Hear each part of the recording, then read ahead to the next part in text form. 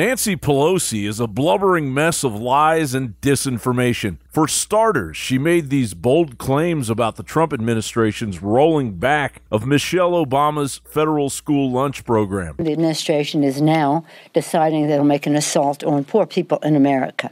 It's one of their regular themes. It's our understanding that they'll shortly, by executive order, undo the bipartisan agreement that was reached House and Senate in the Farm Bill in terms of nutrition for people in America. They will undo that. Why? Why at Christmas would you take food out of the mouths of the American people? Actually, the main reason the lunch program was returned to normal is because parents were complaining that their kids were starving. As Oklahoma School Superintendent David Cash admitted that the lunches are not enough. He blames the federal school lunch regulations for the unsightly meals. Cash told Fox that he knows that some kids are going hungry in his schools. And then there is the build the wall government shutdown debacle. President Trump is throwing a temper tantrum and creating the Trump shutdown of the government. The president is doing everything that he can to shut the government down. You have to ask the question, why? Does he not believe in governance?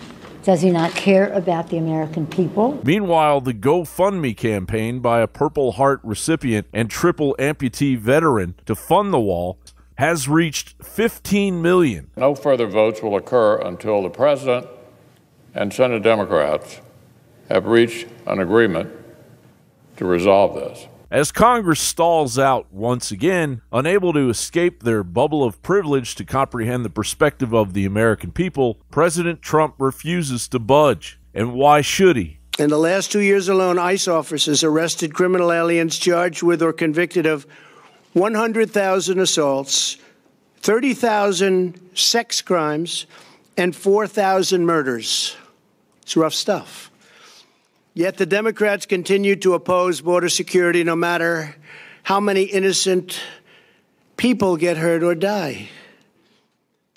Ridiculously and dangerously, certain people want open borders, which allow potentially massive crime.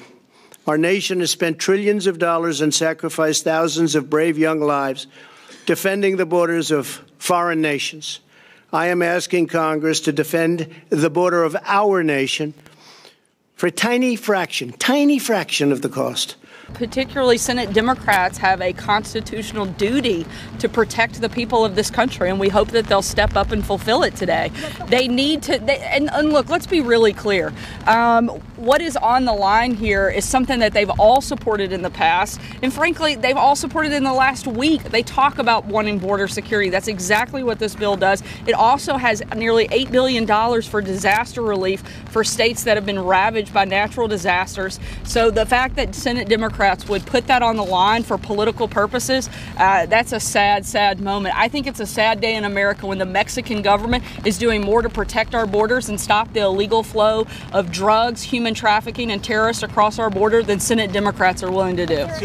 We'll go to San Antonio, Texas. Annette on our line for Independence. Good afternoon.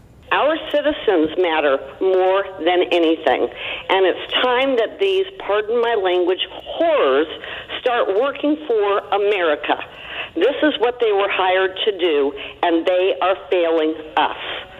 I pray, and I mean this with all my heart as a veteran, that this government shutdown lasts until these senators, these congressmen start working for us. Pelosi and company are doing what they do best, driving the country into a ditch. John Bowne reporting.